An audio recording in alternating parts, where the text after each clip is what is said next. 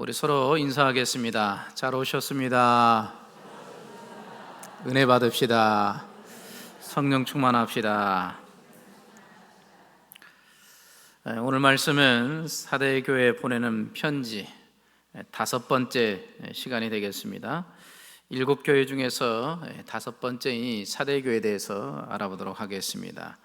먼저 이 사대라는 지역을 잠깐 살펴보면, 사대는 남은 자, 남은 물건이라는 그런 의미를 가진 그런 곳인데요, 금이 많이 생산돼서 황금의 도시라고도 또 불려진 도시이기도 합니다. 그러니까 경제적으로도 얼마나 풍성했을지 우리가 짐작해 볼 수 있죠. 자, 이 사대 지역은 팍톨루스라는 강이 흐르고 있었고요, 그리고 그 뒤로는 트몰루스라는 산 사이 기슭의 언덕 위에 위치한 그러한 곳이었습니다. 그렇기 때문에 이 지형적으로도 천연의 요새이기도 하고, 그래서 난공불락의 성이었다. 강이 흐르고, 그리고 또 절벽과 같이 높이 산 기슭에 자리 잡고 우뚝 서 있었기 때문에, 그렇기 때문에 다른 나라가 침략할 수 없을 정도로 아주 난공불락의 그러한 성이었던 것입니다. 그래서 특별히 그 성을 정복하고 침투하려면 아주 힘들었다고 합니다. 특별히 그 성은 입구를 또 만드는데도 좁은 입구를 통과하게 해서, 그래서 그 성 마을로 들어가기 때문에 더더구나 공격하기는 참으로 어려웠다고 합니다. 그런데 역사적으로 보면 그런 난공불락인 그런 성인데 설마 했던 것이죠. 그렇게 이제 과신해서 이제 이 보초를 게을리하는 그런 과정 속에 역사적으로 2번이나 또 정복당하고 멸망당하는 그런 일들도 일어나게 됩니다. 또 특별히 BC 17년에는 아주 끔찍한 지진이 일어나서 그래서 황폐하게 되는, 그러니까 본인들은 이처럼 이렇게 좋은 천연 요새가 또 있을까 했는데 정복당하기도 하고, 또 지진으로 말미암아 또 황폐하게 되는 그런 지역이기도 했습니다. 물론 그 후에 다시금 이제 재건해서, 그래서 사대 지역이 왕성한 그런 경제 중심지이기도 했던 곳이죠. 그곳에 교회가 세워지고, 바로 사도교회를 통하여서 우리 주님께서 5번째 편지를 보내시는 것을 우리가 볼 수 있는 것이죠. 자, 그래서 회람 형식으로 전해진 이 편지 형식에 주님께서 말씀하신 말씀이 에베소, 서머나, 버가모, 두아디라, 거기를 거쳐서 사대에 오게 됩니다. 이렇게 사대교회에 와서 계시록의 편지의 말씀을 들고 똑같이 예배당에 딱 앉아있고 사대교회 주시는 그 말씀을 읽어주는 거죠. 어떤 말씀을 우리 주님께서 하시겠습니까? 우리 1절을 한번 같이 읽겠습니다. 1절 읽겠습니다. 사대교회 사자에게 편지하라. 하나님의 7 영과 7 뼈를 가지신 이가 이르시되, 내가 내 행위를 아노니 네가 살았다 하는 이름은 가졌으나 죽은 자로다. 아멘. 주님께서 사대교회 편지하시면서 주님을 어떻게 소개하고 있습니까? 하나님의 7 영과 7 뼈를 가지신 이라고 말씀합니다. 이것은 무엇을 뜻합니까? 하나님의 7 영은 성령을 뜻합니다. 교회는 성령이 이끄시는 교회예요. 교회는 성령으로 충만한 곳이고, 성령의 뜻에 따라 세워지고 또한 부흥하고 굳건히 서는 곳이 교회라는 것을 나타내 보여줍니다. 왜냐하면 주님께서 바로 머리 되시기 때문이죠. 그래서 주님께서는 성령으로 역사하셔서 당신의 교회를 다스리시고 이끌어 가시는 것이죠. 그런 주님께서 이 사대 교회를 향하여서 이렇게 말씀하시는 거예요. 내가 너의 행위를 아는데 네가 살았다 하는 이름은 가졌으나 죽은 자로다. 사대교회 성도들의 입장에서 한번 생각해 볼까요? 그 편지를 받았습니다. 주님께서 주셨다고 회람 형식으로 돌고 돌다가 사대교회에 딱 왔습니다. 그리고 사대교회 성도들이 들었습니다. 딱 들었는데 첫 마디가 뭐예요? 내가 너의 행위를 아는데 네가 살았다 하는 이름은 가졌으나 죽은 자로다. 너 죽었다라는 거예요. 죽었다라는 거죠. 이게 얼마나 지금 황당합니까?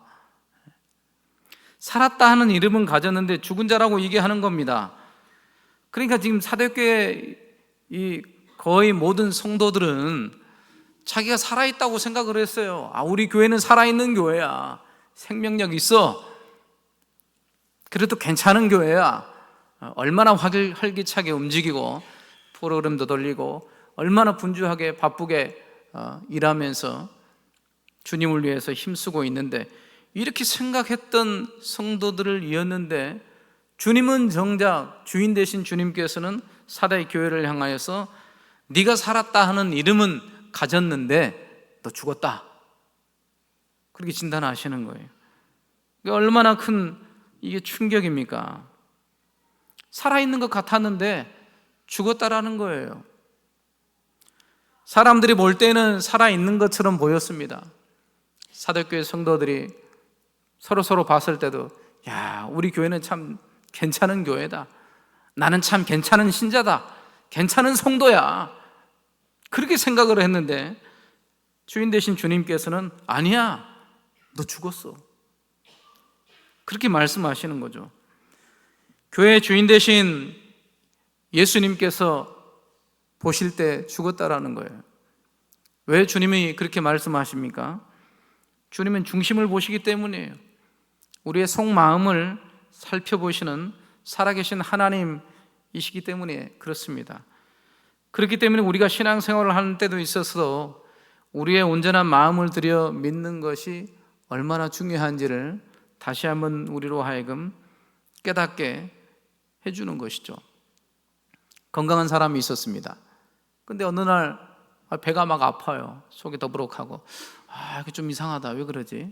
그래서 아무렇지도 않게 그냥 병원에 가서 한번 진찰 받고 약 먹고 하면 낫겠지. 그래서 병원을 갔습니다. 그래서 병원에 가서 의사 선생님을 만나고 그래요? 진찰을 해봅시다. 그래서 검사를 합니다. 피검사도 하고 여러 가지 검사를 했습니다. 그러다 시간이 지나서 결과가 나왔습니다.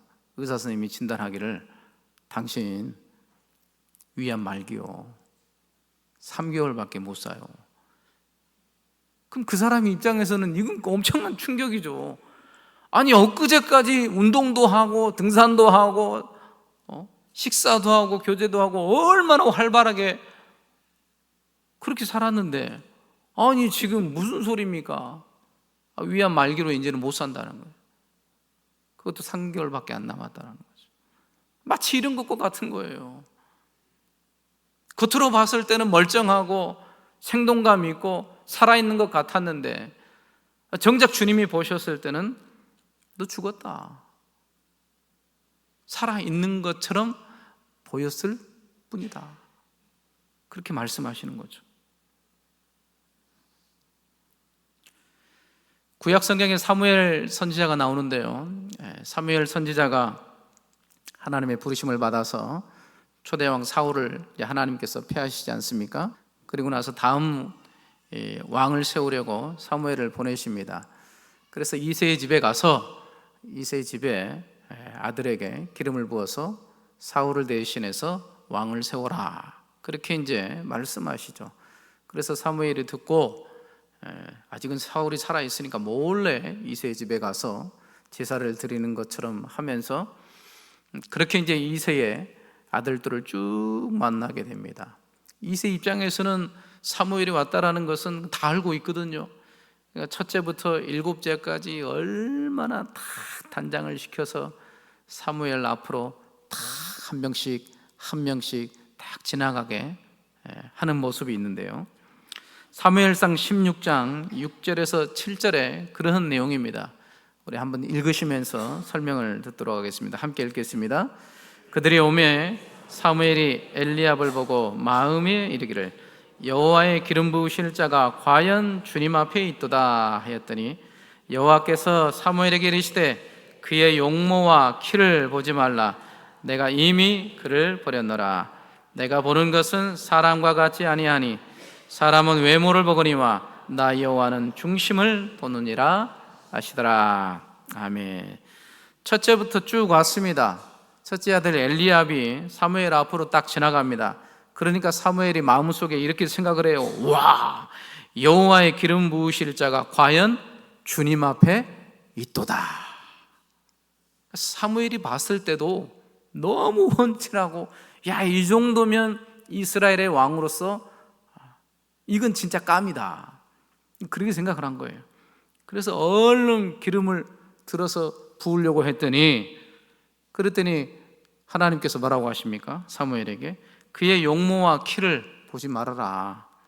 내가 이미 그를 버렸다. 그러니까 하나님이 이미 버려버렸대요.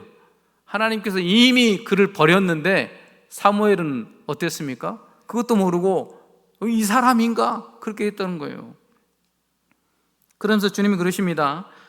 내가 보는 것은 사람과 같지 아니하니 사람은 외모를 보거니와, 우리 한번 따라할까요? 나 여호와는 중심을 보느니라. 네, 그렇습니다. 하나님은 중심을 보신다라는 거예요. 우리의 마음 중심을 보신다라는 거죠. 사무엘 선지자가 얼마나 성령으로 충만했습니까? 그런데도 사무엘도 까딱 속았어요. 겉모습만 본 거죠.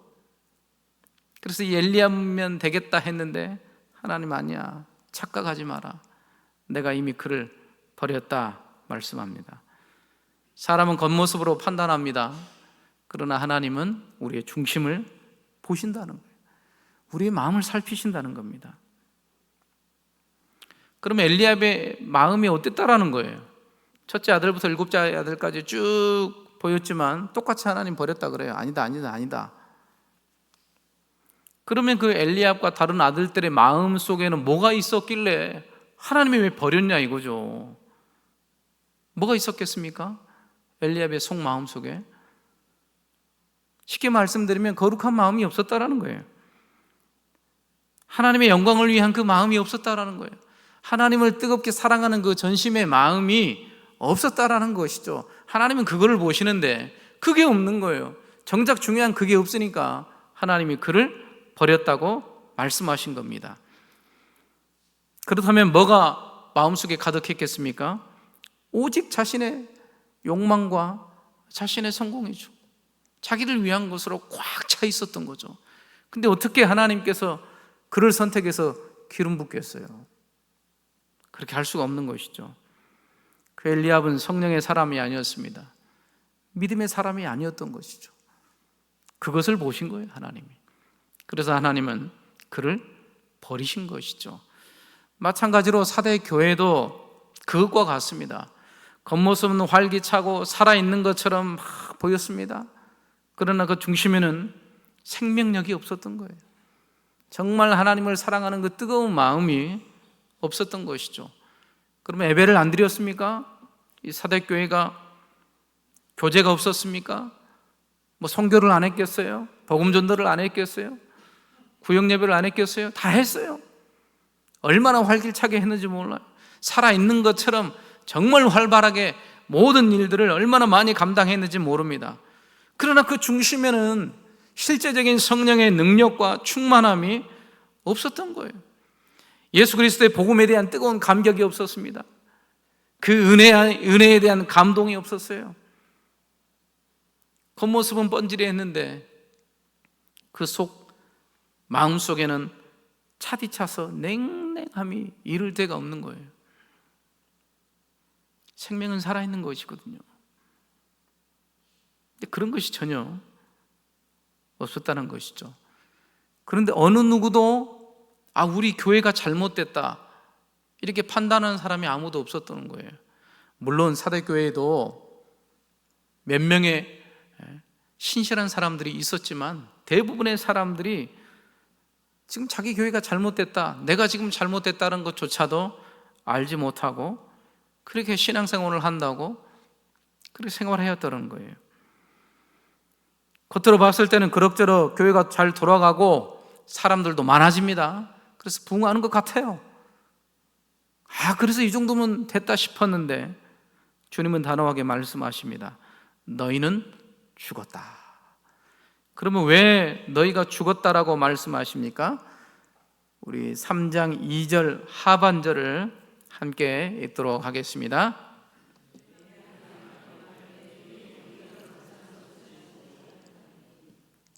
이유가 거기 있었어요. 살아있는 것 같은데 왜 죽었느냐? 너의 하나님 앞에 내 행위에 온전한 것을 찾지 못했다. 이게 무슨 얘기입니까? 이게 하나님의 마음에 들지 못했다라는 거예요. 하나님이 보셨을 때 기뻐하시고 야, 이 정도면 됐다, 그렇게 만족하시는 그런 모습이 아니었다라는 거예요. 그런 온전한 것을 찾지 못했기 때문에 너는 죽은 거야, 살아있는 게 아니다 라고 말씀하신 것이죠. 사도교회 성도들 입장에서는 이게 얼마나 충격적인 거예요. 아니, 우리가 죽었다고? 죽었대. 너 죽었어. 인정을 못하는 거죠. 사도교회 성도들은 아마 이렇게 물어볼 수도 있습니다. 아니, 그렇다면 우리가 정말로 죽어 있다면 주님, 아니 우리가 지금까지 헌신하고 예배하고 그렇게 열심히 신앙생활을 한다고 열심히 해왔는데 그러면 이건 다 뭡니까? 우리가 해왔던 거. 하나님이 왜 이러한 우리의 모습에 만족하지 못하고 기뻐하시지 못합니까? 우리가 죽었다면 이렇게 했던 것들이 뭐가 됩니까? 그렇게 물어볼 수도 있죠. 아예 그냥 예배 생활도 그냥 건성건성으로 하고 어쩌다 한 번씩 나오고 뭐 기도 생활을 해요, 뭐 전도 생활을 해요, 말씀을 봐요. 그냥 1년에 어쩌다가 한 번씩 나와서 얼굴 들이밀고 그리고 또 헌금한다고 헌금하고 그걸로 때우고 그렇게 했다면야 할 말이 없죠. 너 죽었어. 맞아요, 저 죽었습니다. 이렇게 되는 것이죠. 근데 사도교회는 그게 아니었단 말입니다. 할 거는 다 하고 있었어요. 살아있는 것처럼. 그러니까 그렇게 물어볼 수도 있는 것이죠. 그럼 우리가 해왔던 그 모든 하나님 앞에 섬김과 예배 생활과 이 모든 것들은 도대체 뭐냐 이거죠. 이렇게 물어볼 수 있어요. 이러한 모습이 말라기 이 선지서를 보면 이것과 비슷한 대화 상황이 그대로 나옵니다. 그래서 그것이 왜 문제가 됐는지를 우리가 알 수 있는데요. 말라기 1장 6절부터 우리가 8절 우리 한 절씩 읽으면서 한번 보도록 하겠습니다. 한 절씩. 자, 시작. 내 이름을 멸시하는 제사장들아, 나 만군의 여호와가 너희에게 이르기를 아들은 그 아버지를, 종은 그 주인을 공경하나니 내가 아버지일진데 나를 공경함이 어디 있느냐. 계속요. 나를 두려워함이 어디 있느냐 하나 너희는 이르기를 우리가 어떻게 주의 이름을 멸시하였나이까 하는도다. 너희가 더러운 떡을 나의 제단에 드리고도 말하기를 우리가 어떻게 주를 더럽게 하였나이까 하는도다. 이는 너희가 여호와의 식탁은 경멸히 여길 것이라 말하기 때문이라. 만군의 여호와가 이르노라. 너희가 눈먼 희생제물을 바치는 것이 어찌 악하지 아니하며 저는 것 병든 것을 드리는 것이 어찌 악하지 아니하냐. 이제 그것을 너희 총독에게 드려보라. 그가 너를 기뻐하겠으며 너를 받아 주겠느냐. 아멘. 자, 이게 보시면 하나님께서 말라기 선지자를 통해서 이스라엘 백성들과 이렇게 이제 독백 형식으로 대화하는 겁니다. 내 이름을 멸시하는 제사장들아, 그 당시 있었던 제사장들에게 하는 얘기입니다. 나 만군의 여호와가 너에게 이르는데 너희들은 왜 나를 공경하지 않느냐? 너희는 왜 나를 두려워하지 않느냐? 그러는 거예요. 그렇게 얘기했더니 제사장들이 속으로 이렇게 얘기하는 거예요. 아니, 우리가 언제 주님의 이름을 멸시했습니까? 언제 우리가 공경하지 않았습니까? 언제 주님을 우리가 두려워하지 않았습니까? 그래서 되묻는 거예요. 하도 답답하니까 주님이 말씀하시는 거예요. 언제 그랬는지. 너희가 더러운 떡을 나의 제단에 드리지 않았느냐. 이 진설병이죠. 아침 저녁으로 매일 드려야 돼요. 끊어지면 안 됩니다. 근데 이 떡을 하나님의 제단에 드리는데 무엇을 드립니까? 온전한 떡, 흠없는 떡이 아니라 더러운 떡을 드리는 거예요. 더러운 떡을 드렸다는 건 뭡니까? 제사장들의 마음속에 하나님을 향한 경외함이 없는 거예요. 그냥 드리면 끝나는 거예요. 완전히 형식적인 것이죠. 그렇게 더러운 떡을 드리면서도 우리가 어떻게 주님을 더럽게 그렇게 했습니까? 본인들이 그렇게 해놓고 그걸 모르는 거예요. 받으시는 주님 입장에서는 어떻게 너희가 나를 멸시하느냐, 공경함이 없느냐 하는데, 정작 주님 앞에 드렸던 제사장들은 뭐라고 합니까? 어쨌든 드렸지 않습니까? 그걸로 했으면 됐지. 뭘 바라십니까? 이런 것과 똑같은 거예요. 하나님을 향한 일말의 사랑함이 없는 거예요. 경외함이 없었던 거죠. 그러면서 너희가 여호와의 식탁은 병멸히 여길 것이라. 그들의 행동이, 그들의 속마음에 있었던 것들이 행동을 통해 흘러나오게 된 거예요. 정말 주님을 사랑하고 공경한다면 그 당시 때 제사장들은 어떻게 주님 앞에 그렇게 드렸겠어요? 두렵고 떨림으로 어떻게 그렇게 했겠습니까? 그렇게 할 수도 없죠. 그러면서 또 얘기합니다. 하나님께서 또 얘기하셔요. 너희가 눈먼 희생 제물을 바치는 것이 어찌 악하지 아니하며 저는 것 병든 것을 드리는 것이 어찌 악하지 아니하느냐. 주님 앞에 제사할 때 소나 양이나 염소를 가지고 와서 제사하지만 조건이 있어요. 흠 없는 것이어야 돼요. 흠 없는 것. 왜 흠 없는 것이어야 되냐면, 죄인된 이스라엘 백성들이 나아가서 흠 없는 것으로 드릴 때에 그 흠 없음이 전가돼서 죄 있는 이 흠이 있는 이 죄인들이 거기서부터 의롭다함을 받아요. 이게 중요한 비결이 있는 거예요. 근데 흠이 있는 걸로 가지고 오면 그럼 어떻게 그러면 자기의 이 더러운 죄의 흠이 있는 것이 깨끗하게 되겠냐 이거죠. 주님이 정하신 방법이 있는데 그 방법대로 하지 않고 아무렇게나 눈먼 것, 병든 것, 저는 것 상관없이 그냥 드리면 된다라는 거예요. 그렇게 했다라는 거예요. 그렇게 하면서도 우리가 하나님을 경외하고 하나님을 사랑했고 하나님을 예배했습니다. 그러는 것이죠. 그러니까 주님께서 하다못해 이렇게 말씀하셔요. 내 제단 위에 헛되이 불사르지 못하게 해라. 제발 좀 제사 좀 그만해라. 그런 제사 내가 안 받는다. 내가 싫어한다. 차라리 성전 문을 닫을 자가 있었으면 좋겠다. 그만하라. 그만하라. 그런 모습인 거예요. 이스라엘 백성들이 나름대로는 하나님을 섬겼다고 얘기해요. 제사했다고 얘기해요. 그러나 하나님이 보셨을 때는 아니라는 거예요. 다 드렸다고 드린 게 아니라는 거예요. 가인이 하나님 앞에 제사하지 않습니까? 근데 왜 하나님께서 그 가인과 제물을 받지 않으십니까? 그 가인의 마음속에 온전한 마음과 믿음이 없는 거예요. 근데 어떻게 하나님께서 받으시겠어요? 마찬가지입니다. 이스라엘 백성들이 하나님을 멸시하고 경멸함으로 형식은 있었죠. 드리긴 드리고 섬기긴 섬겼는데 온전한 마음 없이 믿음 없이 드리는데 껍데기만 드리는 것뿐인데 어떻게 하나님께서 받으시겠냐 이거죠. 그렇게 생각하면 사대교회도 마찬가지입니다. 살아있는 것처럼 정말 여러 가지 많은 것들을 했지만 그 속에 그 중심에 사도교회 성도들이 하나님을 향한 그 진정한 경외함과 사랑함과 주님을 의지하는 그런 굳건한 믿음들이 없었던 거예요. 껍데기만 드린 거예요. 알맹이 없이.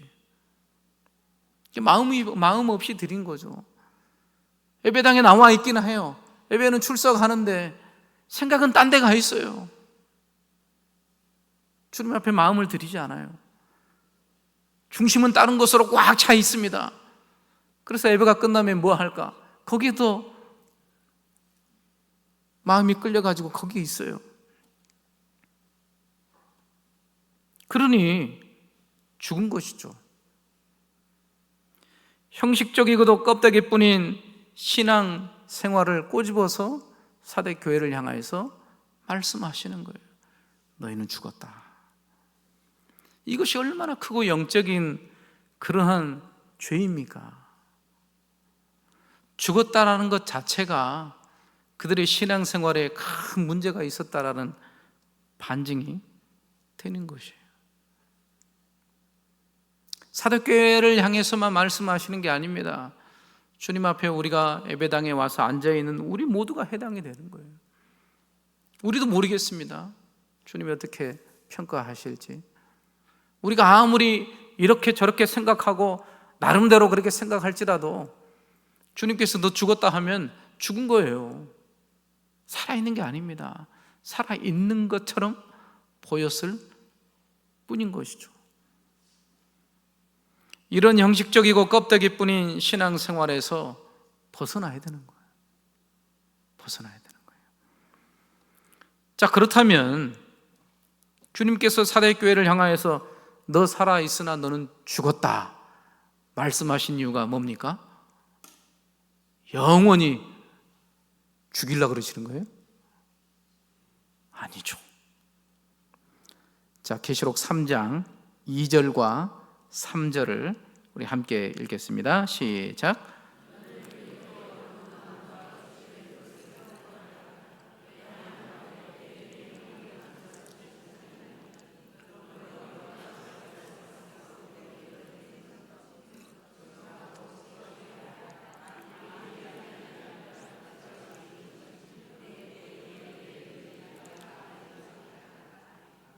아멘. 자, 너 죽어 있으니까 영원히 죽어버려라. 그게 아니죠. 어떤 말씀입니까? 너는 일깨어 그 남은 바 죽게 된 것을 굳건하게 하라. 살아있게 하라는 거예요. 살아있는 것처럼 하는 게 아니고 실제로 살아나라는 거예요. 죽어 있었지만 살아나라는 거예요. 육신적으로는 의사 진단에 딱 결론 나기를 이제는 3개월입니다. 끝입니다. 그럼 끝나는 거예요. 뭐 어떻게 할 겁니까? 이미 속은 다 뭉드러져서 썩어서 끝나버렸는데 소망이 없는 거예요. 그러나 주님은 영적으로 죽은 사대 교회를 향하여서도 말씀하시는 거예요. 너 살 수 있다. 우리 한번 따라 할까요? 내가 죽은 것 같으나 소망이 있습니다. 살 수 있습니다. 그겁니다. 살려주시는 거예요. 성령 하나님은 죽은 자를 살려내시는 겁니다. 살리는 영이셔요. 거듭나게 하셔요. 생명으로 충만케 하셔요. 다시금 세워줄 수 있는 거예요. 우리 주님께서 그렇게 하시는 것이죠. 그러면 어떻게 하면 살 수 있습니까? 일깨어 남은 바 죽게 된 것을 굳건히 하라. 다 죽은 건 아니에요. 1%라도 희미하게 남아있는 거예요. 껍데기가 있다는 건 그나마 남아있다는 거 아니겠습니까? 아예 그냥 형식도 버려버리고 교회 떠나버려. 물론 그 사람도 하나님의 궁일이 여기시면 매 맞고 또 돌아오죠. 살 수 있어요. 회복될 수 있습니다. 이런 말씀 앞에 사대교회 성도들이 듣고 너는 일깨어 남은 바 죽게 된 것을 굳게 하라. 그 말씀을 탁 붙잡으면요, 아무리 죽어 있어도 이제는 나는 안 돼. 나는 이 죄의 쇠사슬에서 나는 벗어날 수가 없어. 살 수 없어. 나는 죄의 노예로 내가 이제 의지적으로도 할 수 없는 이런 상황이야. 나는 안 돼. 그렇게 할지라도 주님의 말씀의 빛이 들어가기만 하면 심장이 뜁니다. 살아나는 거예요.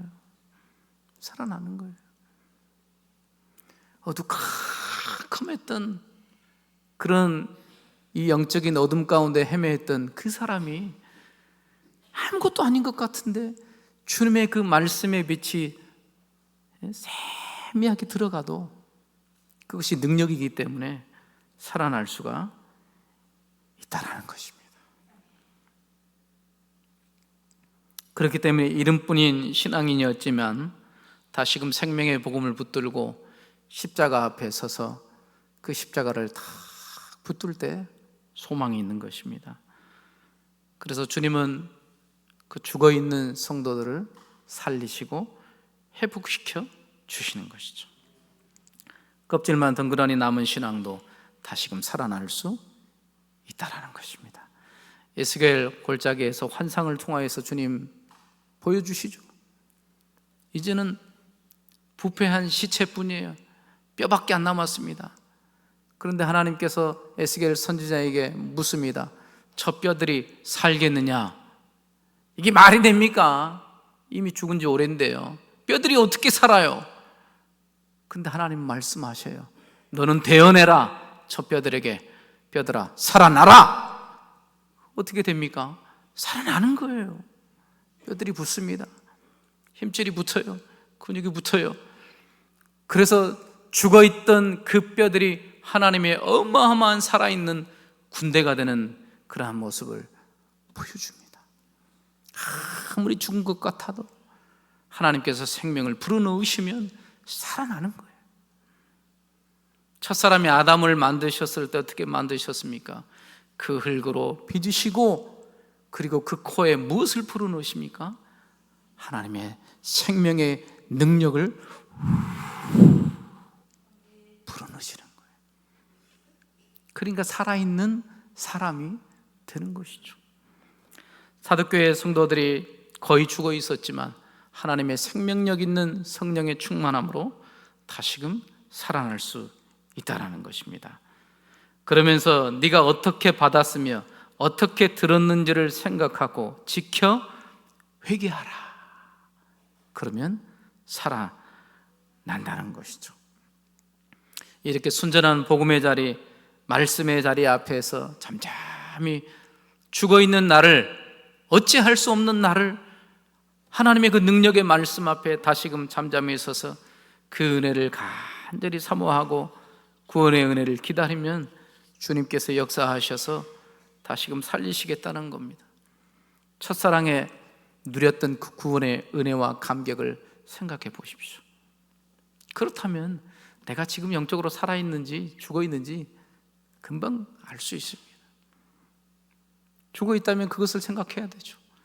주님과 함께 거닐었던 그런 교제, 삶, 하나님 앞에서 하나님을 향한 그 신실한 마음과 감격, 그 구원해 주신 그 은혜, 그런 것들을 생각해 보면서 그러면서 그 은혜를 다시금 붙잡고 주님, 제가 지금은 죽어 있지만 살려주옵소서. 그때처럼, 그때보다도 첫사랑의 그 하나님 주셨던 그 은혜보다도 더 충만하게 하나님 다시금 회복되길 원합니다. 붙들어 주시라고, 역사해 주시라고. 그래서 남은 여생을 더 충만하게 하나님 앞에 살고자 간절히 원하며, 간절히 소망하며, 전심으로 회개하고 믿음으로 하나님 앞에 서 있으면 하나님께서 다시금 저와 여러분들을 살리실 줄 믿습니다.